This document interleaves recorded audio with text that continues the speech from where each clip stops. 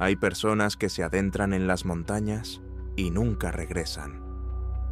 En Alaska, los Apalaches y las montañas rocosas, 3 viajeros experimentados y bien preparados desaparecieron como si hubieran sido borrados del mapa. Teresa Hull se alejó solo 10 minutos para fotografiar el glaciar Harding. Desapareció, dejando atrás solo su chaqueta cuidadosamente doblada y una extraña huella en la nieve. Todd McKinley, un camionero de Maryland, se adentró en un sendero en Shenandoah y solo dejó atrás un bolígrafo clavado en el suelo y un trozo de tela que no debería haber existido. Y el fotógrafo David Reynolds documentó encuentros con criaturas gigantes en las montañas rocosas, pero él mismo desapareció, dejando solo un diario y cientos de fotografías. Estas historias tienen una cosa en común: cuantas más pistas encontraban los equipos de rescate, menos explicaciones quedaban.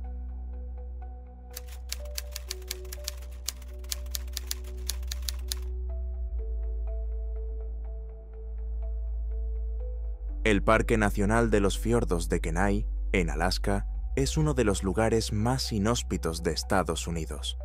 Aquí, los glaciares cubren decenas de kilómetros cuadrados, y el viento y el tiempo pueden cambiar en cuestión de minutos. Uno de los principales símbolos del parque es el glaciar Harding.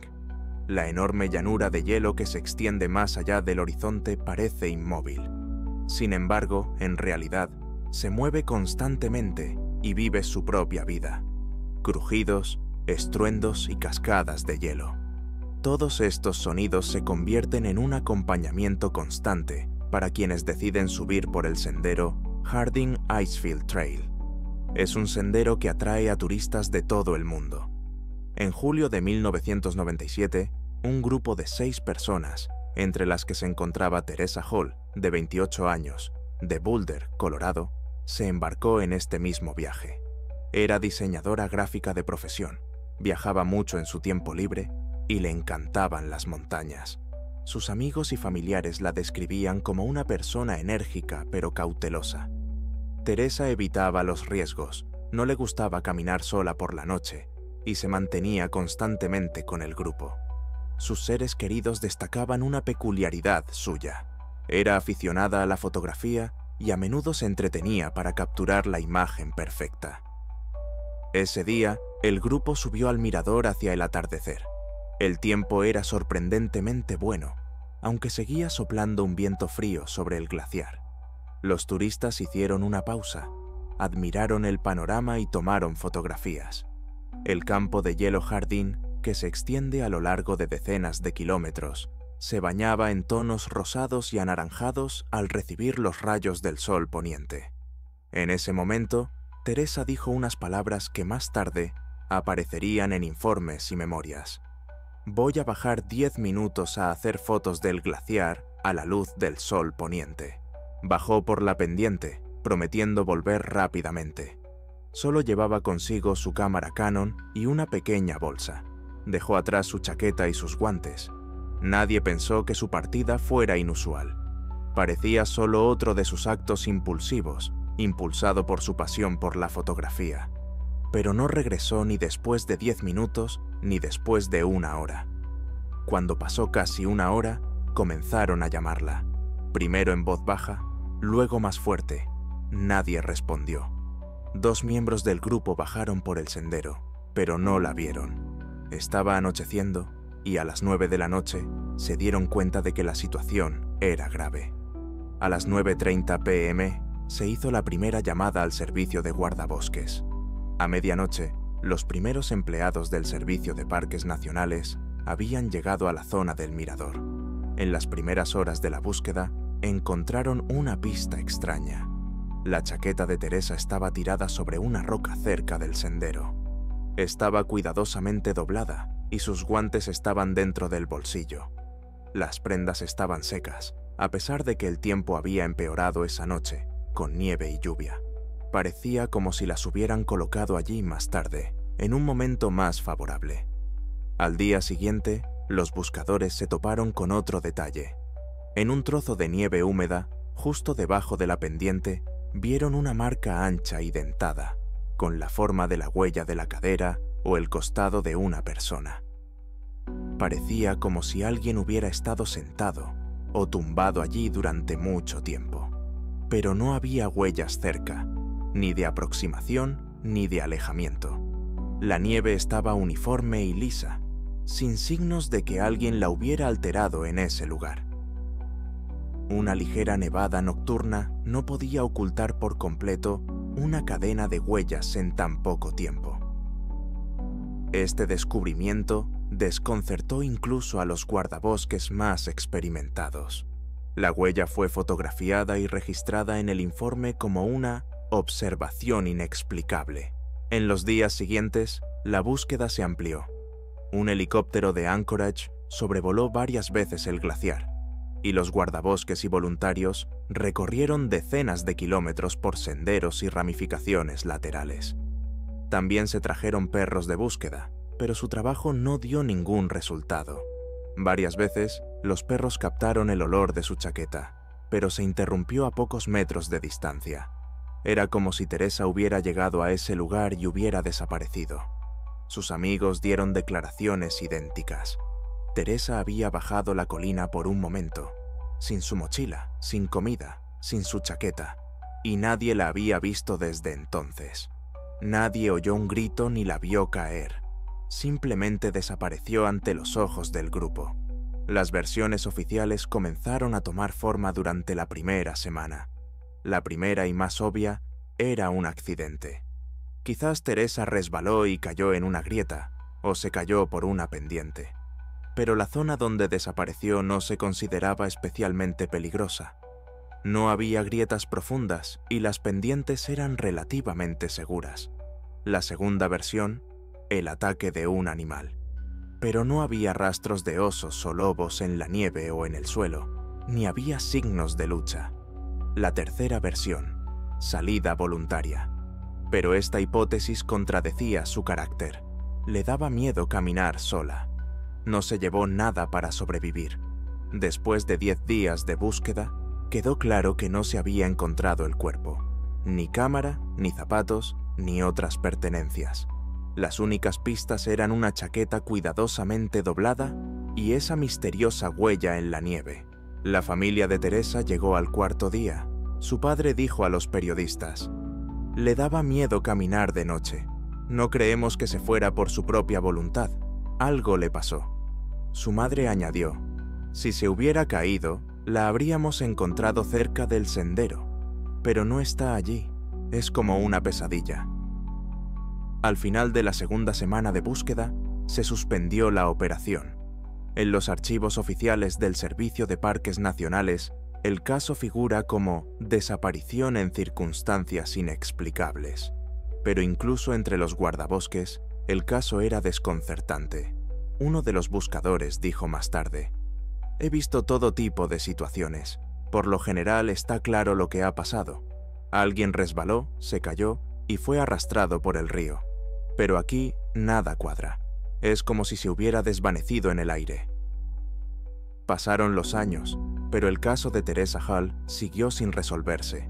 Su padre regresó a Alaska varias veces, contrató guías e intentó volver sobre sus pasos, pero no aparecieron nuevas pistas.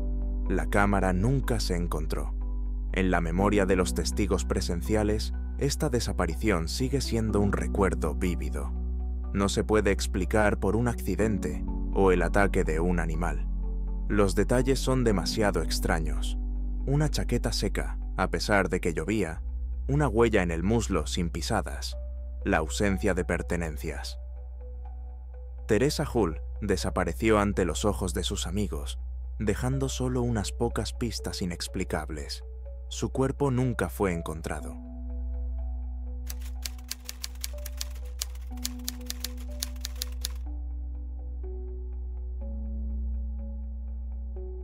El Parque Nacional Shenandoah no es solo una atracción turística en Virginia.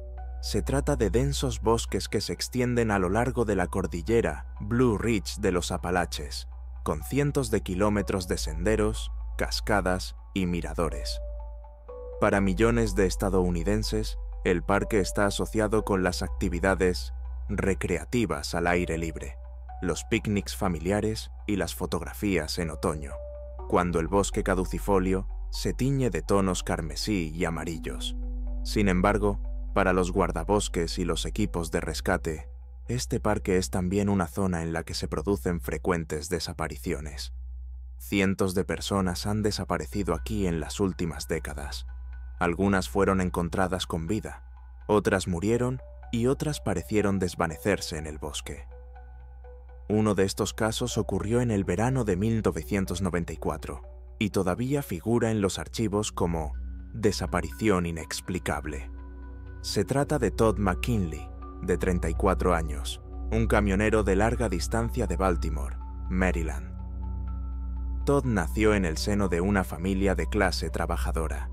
Su padre conducía un camión en rutas interurbanas y su hijo siguió sus pasos. A los 30 años, Todd tenía un trabajo estable. Conducía un camión con remolque en largas rutas desde Maryland hasta Florida, transportando alimentos y productos industriales. Su esposa, Linda, y sus 2 hijos, un niño de 8 años y una niña de 6, rara vez lo veían en casa durante más de 2 semanas seguidas, por lo que cada viaje familiar era un acontecimiento especial para ellos. A diferencia de muchos camioneros de larga distancia, Todd no era una persona retraída ni excesivamente severa. Sus compañeros lo recordaban como una persona tranquila, sensata y siempre dispuesta a echar una mano. Su familia lo describía como un bromista tranquilo. Rara vez hablaba mucho, pero sabía cómo hacer reír a la gente. Tenía la costumbre de llevar en el bolsillo un bolígrafo de metal con la inscripción «De papá a Todd 1975», un regalo de su padre por su 16º cumpleaños. El 11 de junio de 1994, Todd regresó a casa después de un viaje y sugirió que toda la familia hiciera una excursión al campo. Linda eligió el Parque Nacional Shenandoah. Estaba cerca de su casa y los niños podían correr por los senderos y ver las cascadas. Salieron la mañana del domingo 12 de junio en la minifurgoneta Dodge Caravan de la familia. Alrededor del mediodía, la familia se detuvo cerca del popular sendero que lleva a las cataratas Dark Hollow. Este es uno de los lugares más visitados del parque. El sendero es relativamente corto, pero pintoresco. El tiempo era despejado, la temperatura rondaba los 26 grados y soplaba una ligera brisa. Según Linda, todos estaban de muy buen humor. Hicieron un pequeño picnic, extendiendo una manta y sacando comida y bebida. Alrededor de las 2:30 p.m., Todd dijo que iba al baño junto al sendero. Se dirigió hacia el bosque, donde comenzaba un sendero lateral utilizado por los turistas para hacer breves paradas. Nadie le prestó atención. Todo parecía normal. Pasaron unos 15 minutos. Linda esperaba que regresara pronto, pero el tiempo se alargaba. 20 minutos, 30 minutos. A las 3:00 p.m. comenzó a preocuparse. Los niños corrían por todas partes y su marido seguía sin aparecer. Lo llamó varias veces, pero no obtuvo respuesta. A las 3:15 p.m., Linda cogió a los niños y caminó por el sendero en la dirección en la que se había ido Todd, pero no había ni rastro de su marido. Se encontró con una pareja de turistas y les preguntó si habían visto a un hombre con vaqueros y camiseta. Le dijeron que no. A las 4:00 p.m., la alarma se había convertido en pánico absoluto. Linda regresó al coche y llamó a los guardabosques. A las 4:45 p.m., los primeros empleados del parque llegaron al merendero y comenzaron a peinar el bosque. Así comenzó una operación de búsqueda que finalmente duró varias semanas y terminó sin más que misterios.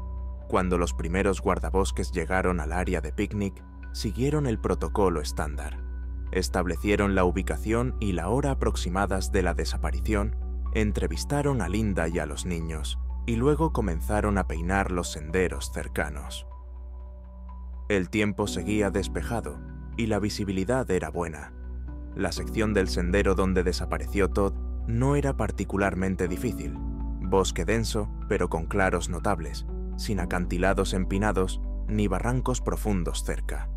En las primeras horas, asumieron que McKinley se había perdido accidentalmente o se había retrasado debido a una enfermedad. Antes del anochecer, los buscadores revisaron una sección del sendero de poco más de 1 kilómetro de largo y el bosque adyacente, pero no encontraron nada. Al amanecer del día siguiente, los adiestradores de perros se unieron a la búsqueda. El perro siguió el rastro de Todd desde donde había entrado en el bosque y avanzó con seguridad unos 150 metros. Pero entonces el perro se detuvo bruscamente y comenzó a comportarse de forma confusa, como si el rastro se hubiera interrumpido. El adiestrador intentó varias veces que diera la vuelta. Sin embargo, cada vez la reacción era la misma. El rastro desaparecía en un pequeño claro donde no había huellas recientes, ni basura, ni objetos que pudieran pertenecer a McKinley. Los guardabosques anotaron esto en su informe como pérdida del rastro en una zona intacta. El segundo día, 13 de junio, alrededor de las 11 de la mañana, el equipo de búsqueda encontró un objeto a unos 30 metros del sendero lateral. Un bolígrafo metálico estaba clavado en el suelo, entre las raíces de un viejo abeto. Estaba en posición vertical, profundamente incrustado en la tierra blanda, como si alguien lo hubiera clavado allí deliberadamente. El grabado decía, de papá a Todd, 1975. Su esposa confirmó inmediatamente que se trataba del bolígrafo que Todd siempre llevaba consigo. El suelo alrededor del hallazgo tenía un aspecto inusual. Los rescatistas observaron que había pequeños círculos en la superficie del suelo, áreas de 5 a 7 centímetros de diámetro, donde la capa superior había sido arrancada como si fuera con los dedos. Estas marcas formaban un semicírculo borroso alrededor del abeto. Era como si alguien hubiera estado sentado o de pie allí y hubiera rascado nerviosamente el suelo. Más tarde, los expertos descartaron la posibilidad de que las hubieran hecho animales. Las garras dejan marcas diferentes, y estas hendiduras parecían huellas dactilares humanas. El descubrimiento causó gran preocupación a los buscadores. Por un lado, era la primera prueba confirmada. Por otro lado, era demasiado extraño. El bolígrafo, clavado verticalmente, no parecía una pérdida accidental, sino más bien un gesto o una señal. Linda se sorprendió cuando se enteró de esto. No fue él. Todd nunca habría hecho eso. Si se le hubiera caído algo, lo habría recogido. Era meticuloso hasta el extremo. Esa misma noche, se unieron más fuerzas a la búsqueda. Según los datos oficiales, al final del tercer día, aproximadamente 70 personas participaban en la operación, entre guardabosques, policía estatal, voluntarios y adiestradores de perros. El tercer día, 14 de junio, el equipo de búsqueda encontró otra pista. Un trozo de tela colgaba de la rama de un árbol caído, a aproximadamente 1 kilómetro del lugar donde se había encontrado el bolígrafo. A primera vista, parecía un trapo cualquiera, pero al examinarlo más de cerca, resultó ser un trozo de tela con restos de sangre. Los análisis confirmaron que el ADN de Todd estaba presente en la tela, pero el origen de la tela desconcertó aún más a los expertos. Era algodón grueso, típico de la ropa de mediados del siglo XX. Los expertos consultados por los investigadores afirmaron que ese tipo de tela había dejado de fabricarse en la década de 1950. Sin embargo, la tela parecía haber estado colgando de una rama solo unos días, ya que no presentaba signos de descomposición ni de desgaste. Este descubrimiento fue la culminación de la primera semana de búsqueda y planteó más preguntas que respuestas. A pesar de peinar la zona de Dark Hollow Falls en un radio de decenas de kilómetros, incluyendo barrancos, lechos de arroyos y acantilados rocosos, nunca se encontró el cuerpo de Todd McKinley. No había documentos, llaves, cartera, reloj, nada. Los informes oficiales registraron todo esto como sin explicación lógica. La esposa y los padres de Todd pasaron semanas cerca del campamento de búsqueda, esperando un milagro. Pero el cuerpo nunca apareció. No se encontró ropa, ni zapatos, ni documentos, ni nada más. Esta falta de pistas lógicas desconcertó incluso a los guardabosques más experimentados. Estaban acostumbrados a ver patrones típicos de desapariciones. Excursionistas perdidos dejaban fragmentos de rastros, caían por acantilados y acababan en lechos de ríos. Pero aquí no había nada. Los perros perdieron el rastro, como si el olor se hubiera desvanecido en el aire. El tejido de otra época parecía extraño e imposible. El FBI, que se unió a la investigación 3 semanas después de que comenzara la búsqueda, no encontró pruebas de juego sucio. Su informe, conservado en los archivos, afirmaba que no había explicación lógica para las circunstancias de la desaparición. Dentro del departamento, este caso se consideró uno de los más extraños en los que habían trabajado en el Parque Shenandoah. La familia de Todd intentó descubrir nuevos detalles hasta finales de la década de 1990. Linda visitaba el parque cada año el día de su desaparición, a veces llevando consigo a sus hijos, que crecieron sin padre. Escribió a los periódicos, llamó a programas de televisión e intentó llamar la atención sobre el caso.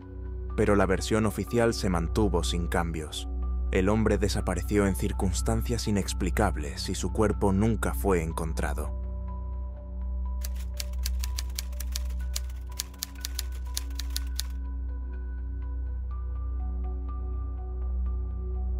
El 18 de julio de 2024, David Reynolds, fotógrafo de naturaleza de 31 años y viajero experimentado, partió en una expedición en solitario para documentar la aislada naturaleza salvaje de las montañas rocosas en Colorado. 4 semanas después, no llegó al punto de encuentro previsto. El 16 de agosto, una operación de búsqueda y rescate descubrió su campamento base abandonado en lo profundo del Bosque Nacional San Juan. Entre el equipo disperso, encontraron su bolsa de equipo dañada, ropa rasgada, una cámara profesional y su detallado diario de campo. Lo más inquietante es que nunca se encontraron los restos de David. Lo que los rescatistas descubrieron en sus fotografías y notas escritas cambió para siempre su percepción de la naturaleza salvaje de Colorado. David Reynolds, natural de Denver, Colorado, era un experimentado fotógrafo de vida silvestre, cuyas imágenes habían sido publicadas en Outside Magazine y Wildlife Photography International. Con más de una década de experiencia en la naturaleza y un certificado de supervivencia, David era conocido por su meticulosa planificación y su enfoque cauteloso de las expediciones en solitario. Capturó con éxito algunos de los lugares más remotos del oeste de Estados Unidos, desde la naturaleza salvaje de Montana hasta los desiertos de Arizona. Sus colegas lo describían como una persona metódica y racional que nunca asumía riesgos innecesarios. Su trabajo fotográfico se centraba en capturar comportamientos animales inusuales y ecosistemas vírgenes, y a menudo pasaba meses solo en lugares aislados para capturar el momento perfecto. El destino de esta expedición en particular era una sección del Bosque Nacional de San Juan, conocida localmente como Whispering Canyon. Se trata de una zona salvaje virgen que abarca aproximadamente 12.000 acres en el centro de la cordillera de las montañas rocosas. Caracterizada por densos bosques de coníferas, cañones escarpados y extensos sistemas de cuevas, esta zona sigue siendo en gran parte inexplorada debido a su terreno difícil y a las condiciones climáticas inestables. Históricamente, la región se ha asociado con fenómenos misteriosos y avistamientos de criaturas extrañas, incluyendo numerosos informes de encuentros con Sasquatch que se remontan a la década de 1980. Las comunidades indígenas locales consideran que ciertas zonas del cañón son tierras sagradas y tradicionalmente evitan ciertos lugares, refiriéndose a ellos como el dominio de los guardianes de la montaña. El 16 de agosto de 2024, los funcionarios forestales recibieron la notificación de que David no había llegado al lugar de encuentro previsto cerca del lago Crystal. Las autoridades pusieron en marcha inmediatamente una amplia operación de búsqueda, centrándose en la ruta que David había detallado en su permiso para adentrarse en la naturaleza.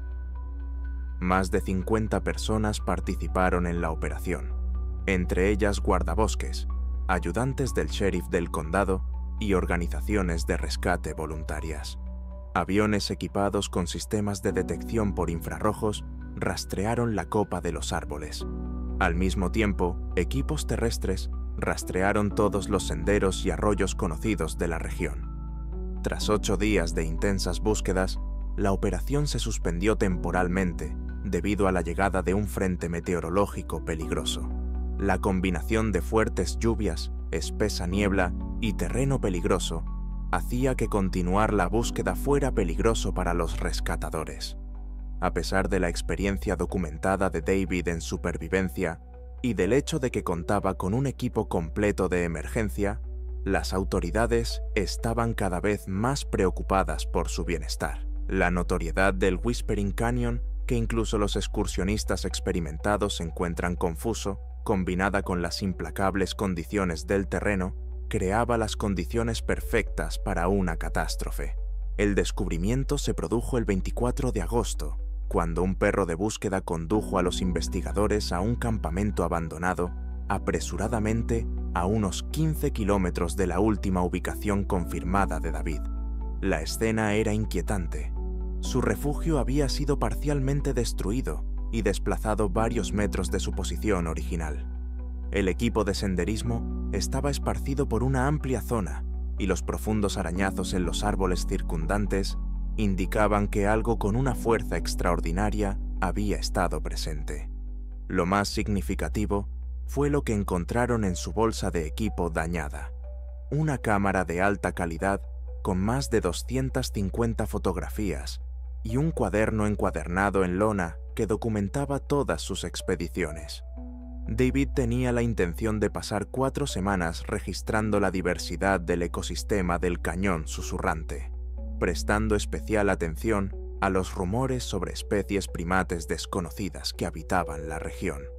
Su ruta lo llevaría a través de algunas de las partes más recónditas del bosque, siguiendo senderos de animales prehistóricos y valles fluviales raramente visitados por los humanos. Según su cuaderno, David se sintió atraído por la zona por las historias de guías locales y turistas que afirmaban haber encontrado algo inexplicable en partes remotas del cañón. Las primeras entradas del cuaderno de David revelaban su característico estilo metódico y su genuino entusiasmo por la expedición. 18 de julio. Condiciones perfectas para comenzar este viaje. El punto de entrada estaba completamente vacío. No he visto a nadie desde que salí del comienzo del sendero hace 4 horas. El bosque aquí es notablemente antiguo, con algunos pinos que claramente tienen más de 400 años. Ya he tomado algunas fotos fantásticas de una familia de castores, que parecen no tener ningún miedo a la presencia humana. Este lugar parece no haber sido tocado por la sociedad moderna. 20 de julio. Han pasado 3 días y ya me he adentrado en la naturaleza más de lo que la mayoría de la gente jamás podrá hacerlo. He encontrado lo que parece ser un antiguo sendero tribal, marcado con piedras apiladas. Definitivamente no aparece en los mapas modernos. Aquí hay un silencio absoluto, solo roto por el susurro del viento entre las ramas y los lejanos gritos de los animales salvajes. Hay mucha vida salvaje aquí. He visto huellas frescas de alces, innumerables huellas de ciervos y lo que podrían ser excrementos de oso. Aunque la cámara es enorme, funciona bien a bajas temperaturas. 22 de julio. He montado el campamento base cerca de un arroyo de montaña cristalino que no aparece en mis mapas. Este cañón existe en su propia biosfera. Los árboles aquí son colosales, la maleza es increíblemente densa y la luz del sol que se filtra a través del dosel tiene propiedades casi sobrenaturales. He documentado lo que sospecho que son imágenes de una especie no clasificada de lagarto que vive bajo las rocas del arroyo. Esta expedición ya está superando mis expectativas científicas. 24 de julio. Hoy ha ocurrido algo extraordinario. Mientras fotografiaba el nido de un águila real a unos 19 metros de altura en un viejo pino, me di cuenta de que el bosque se había quedado completamente en silencio. No se oía cantar a los pájaros, ni chirriar a los insectos, nada. Esto duró unos 15 minutos y luego todo volvió gradualmente a la normalidad. Según mi experiencia, esto suele indicar la presencia de un gran depredador. Esta mañana he encontrado huellas gigantes cerca de mi campamento. Definitivamente no son de un oso, un alce, ni ninguna otra especie que conozca. Las huellas miden unos 50 centímetros de largo y se ven 5 dedos distintos. Mañana haré moldes si encuentro más. Estas tranquilas observaciones científicas cambiaron drásticamente el 26 de julio, cuando el tono de las entradas del diario de David pasó de la curiosidad y la emoción a una creciente preocupación. 26 de julio. La noche pasada fue inquietante. Alrededor de las 3 de la madrugada, me despertó un sonido como golpes en la madera. No era el crujir aleatorio de las ramas, sino una secuencia rítmica y deliberada. Oí una serie de golpes, luego una pausa y luego unos cuantos más. Los sonidos provenían de diferentes direcciones, como si varias fuentes distintas se comunicaran entre sí. Cuando salí de la tienda con mi linterna frontal, todo se quedó en silencio al instante. Esta mañana he encontrado varias huellas enormes más, mucho más cerca del campamento que antes. Parecen recientes, posiblemente dejadas durante la noche. 28 de julio. Empiezo a sentir que me observan. Es una sensación constante que me cuesta ignorar, incluso a plena luz del día. Ayer, mientras fotografiaba lo que creía que era un alce en un claro lejano, me di cuenta de que la figura era demasiado alta y se movía con un paso vertical inusual. Para cuando ajusté mi objetivo zoom para obtener una imagen más nítida, había desaparecido en el bosque. En la fotografía solo se ve una figura oscura. Aún así, su tamaño no se corresponde con ningún animal conocido en esta zona. Mi mente lógica quiere explicar esto como un producto de mi imaginación, viendo figuras que en realidad no están ahí, pero mi intuición me dice lo contrario. 30 de julio. Se ha registrado algo extraordinario. Sin embargo, todavía estoy analizando lo que he visto hoy. Siguiendo las huellas de los animales en lo profundo del cañón, oí algo parecido a voces. No eran ni humanas ni animales. Los sonidos eran complejos, casi conversacionales, como si provinieran de una densa arboleda. A unos 150 metros por delante, logré capturar una figura considerable, parcialmente oculta detrás de árboles centenarios. La imagen está algo borrosa debido a la distancia y la vegetación, pero muestra claramente una criatura bípeda, cubierta de pelaje marrón rojizo, de al menos 2,5 metros de altura. Cuando se percató de mi presencia, no huyó como lo haría un animal normal. En cambio, me observó durante varios minutos. Luego se dio la vuelta con determinación y se alejó, moviéndose con gestos controlados, casi humanos. Las entradas del diario se hicieron más insistentes a medida que David documentaba un número cada vez mayor de encuentros. 1 de agosto. Ahora definitivamente me están observando. Utilizo el plural porque, basándome en el tamaño de las huellas y la forma de caminar, he identificado al menos a 4 individuos diferentes. El más grande de ellos, a juzgar por la profundidad de las huellas en el suelo húmedo, parece enorme, con un peso de al menos 220 kilos. He grabado horas de audio con sus voces, una compleja mezcla de gruñidos, chasquidos y lo que solo puede describirse como un lenguaje primitivo. Hay una inteligencia en estos sonidos que es a la vez fascinante y aterradora. Estoy dividido entre la curiosidad científica y la creciente sensación de que puedo estar en peligro. 3 de agosto. Contacto directo. Hoy, mientras llenaba mis recipientes de agua en el arroyo, levanté la vista y vi a uno de ellos de pie en la otra orilla, a unos 12 metros de mí. Nos miramos durante lo que pareció una eternidad. Era evidente que me estaba evaluando, tratando de determinar si era una amenaza. La inteligencia de su mirada era innegable. No se trataba solo de un animal, sino de algo mucho más complejo. Lentamente, alcancé mi cámara, pero él sacudió la cabeza, indicándome claramente que no lo hiciera. Cuando bajé la cámara, asintió con la cabeza y desapareció en el bosque. Estoy empezando a darme cuenta de que estas criaturas son mucho más conscientes e inteligentes que cualquier animal salvaje con el que me haya encontrado. 5 de agosto. La situación se ha agravado. Anoche se acercaron a mi campamento. Conté al menos 5 voces diferentes que rodeaban mi refugio y participaban en lo que parecía una animada discusión. Las voces continuaron durante casi 2 horas, interrumpidas ocasionalmente por el sonido de pasos pesados que rodeaban mi campamento. Cuando miré a través de una rendija de mi tienda, vi siluetas enormes moviéndose entre los árboles. A la luz de las estrellas, discutían algo, tal vez qué hacer con mi presencia. Nunca me había sentido tan vulnerable y solo. Las últimas entradas del diario de David revelaban a un hombre atrapado entre la curiosidad científica y un miedo creciente. 7 de agosto. Debo irme, pero no puedo.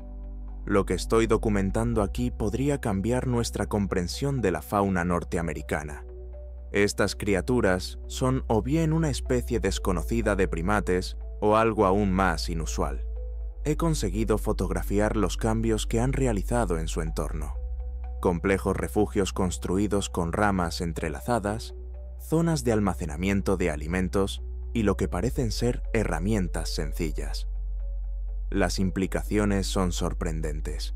Sin embargo, su comportamiento hacia mí es cada vez más hostil. Han empezado a lanzar piedras a mi campamento y a mostrar un comportamiento amenazante. Se golpean el pecho, rompen ramas y gritan fuerte. Quieren que abandone su territorio. 9 de agosto.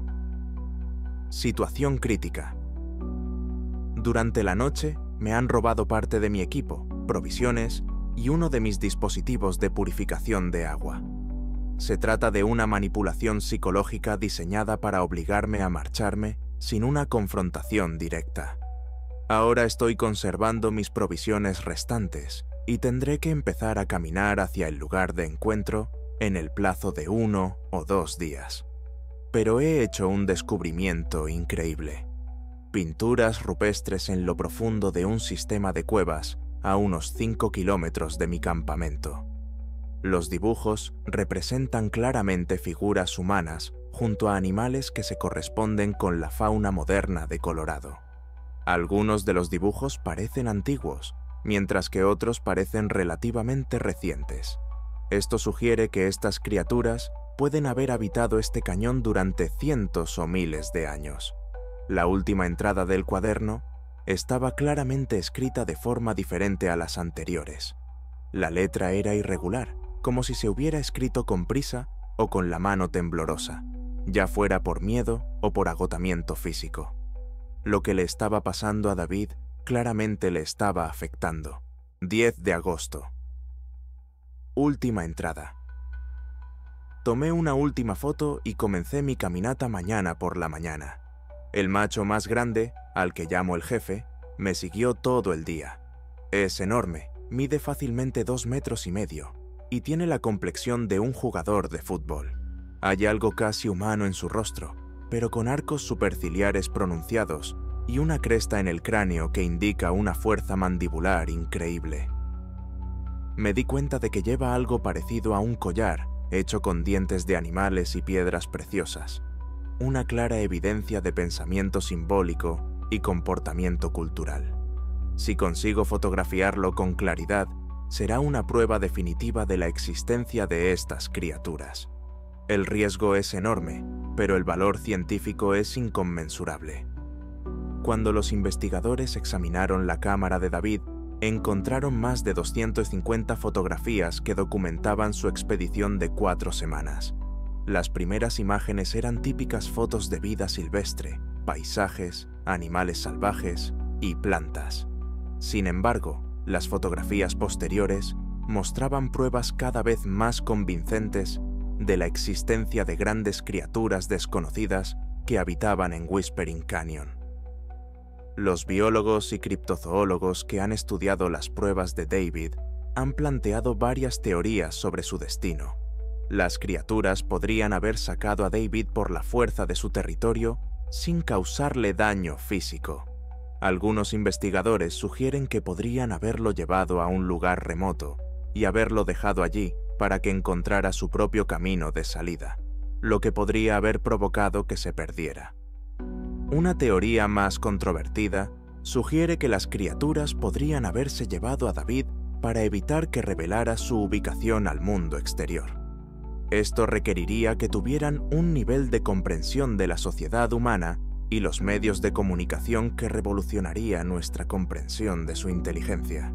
A pesar de la falta de pruebas físicas, es posible que David muriera por causas naturales o en un accidente mientras intentaba capturar a las criaturas con su cámara, tras lo cual su cuerpo fue ocultado o llevado por las propias criaturas.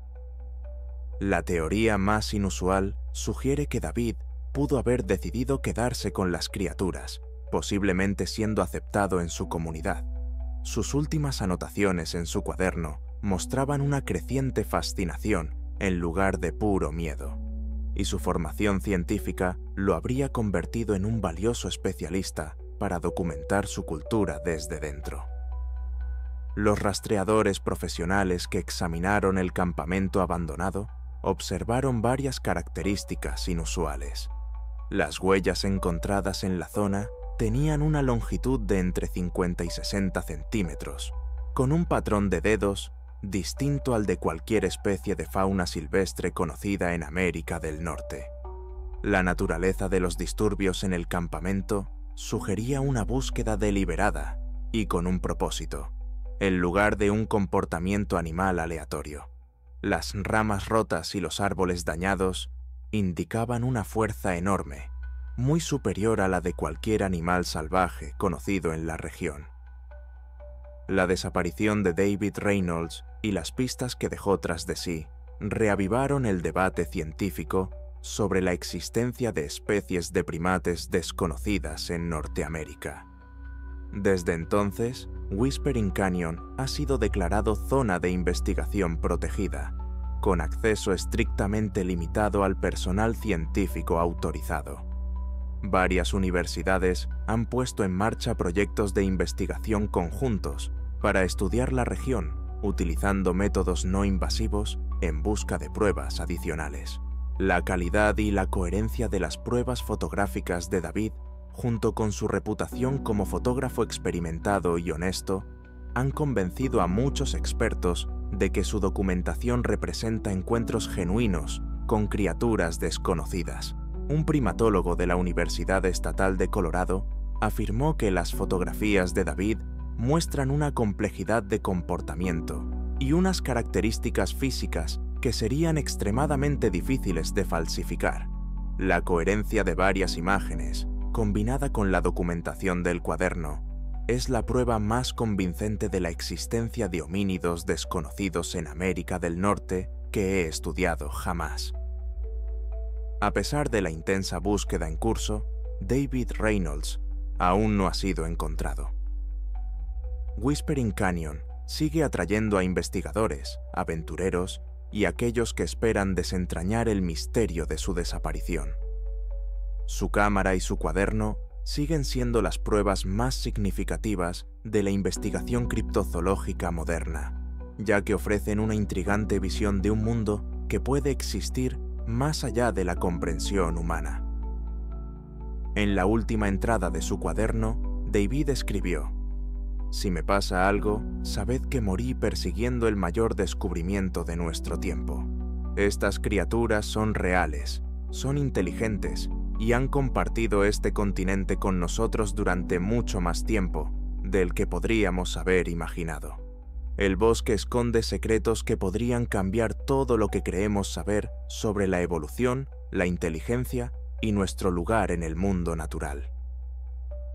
El misterio de David Reynolds y las criaturas de Whispering Canyon sigue sin resolverse.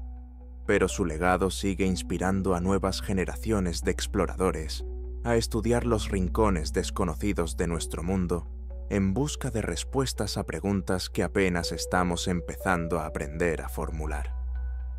Un año después de la desaparición de David, un turista descubrió un pequeño montón de piedras apiladas cerca del lugar de la búsqueda original.